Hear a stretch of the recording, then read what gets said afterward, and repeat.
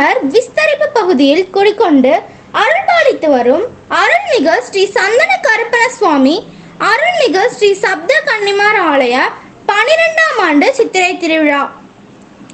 சித்திரை மாதம் என்றாலே பல்வேறு உள்ளூர் அம்மன் வழிபாடு மற்றும் பிரார்த்தனைகள் நடைபெற்று வரும். இதன் ஒரு பகுதியாக கரூர் திண்ணப்பா நகர் மற்றும் திண்ணப்பா நகர் விஸ்தரிப்பு பகுதியில் உள்ள அருள்மிகு ஸ்ரீ சந்தன கருப்பண சுவாமி அருள்மிகு ஸ்ரீ சப்த கன்னிமார் ஆலய 12ஆம் ஆண்டு சித்திரை திருவிழாவை முன்னிட்டு ஆலய வாசலில் கணபதி ஹோமம் நடைபெற்றது. இந்நிகழ்ச்சியை முன்னிட்டு ஆலயத்தின் சிவாச்சாரியார் ஆலய வாசலில் பிரத்யேக யாக குண்டங்கள் அமைத்து சந்தன கருப்பண சுவாமி மற்றும் சப்த கன்னிமார் சுவாமிக்கு கலசங்கள் பிரதிஷ்டை செய்து தொடர்ச்சியாக பல்வேறு மூலிகைகளால் யாகத்திற்கு சிறப்பு நாமாவளிகள் கூறினார்.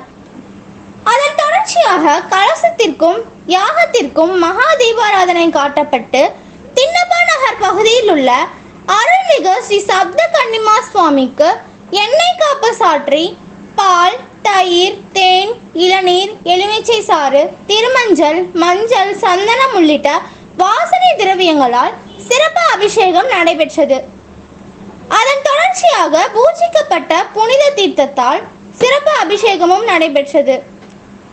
அதைத் தொடர்ந்து ஆலயத்தின் மூலவரான அருள்மிகு ஸ்ரீ சந்தன கருப்பண சுவாமிக்கு எண்ணெய் காப்பு சாற்றி பால், தயிர், பஞ்சாமிர்தம், தேன், இளநீர், எலுமிச்சை சாறு, திருமஞ்சள், மஞ்சள், சந்தனம், அபிஷேக பொடி, அரிசி மாவு, பன்னீர் உள்ளிட்ட வாசனை திரவியங்களால் சிறப்பு அபிஷேகம் நடைபெற்றது. பூஜிக்கப்பட்ட புனித தீர்த்தத்தாலும் சிறப்பு அபிஷேகம் நடைபெற்றது.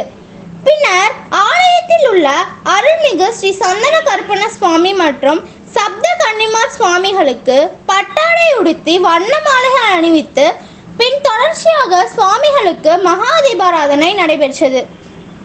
அனைவருக்கும் பிரசாதம் வழங்கப்பட்டது. கரூர் திண்ணப்பா நகர் மற்றும் திண்ணப்பா நகர் விஸ்தரிப்பு பகுதியில் உள்ள ஏராளமான பொதுமக்கள் கலந்து கொண்டு சுவாமி தரிசனம் செய்தனர். அதைத் தொடர்ந்து 3 நாட்களுக்கு சிறப்பு வழிபாடுகள் நடைபெற உள்ளது என ஆலய நிர்வாகிகள் தெரிவித்தனர். நிகழ்ச்சியின் ஏற்பாட்டை திண்ணப்பா நகர் அருள்மிகு ஸ்ரீ சந்தன கருப்பண சுவாமி ஆலய நிர்வாகிகள் சார்பாக சிறப்பாக செய்திருந்தனர்.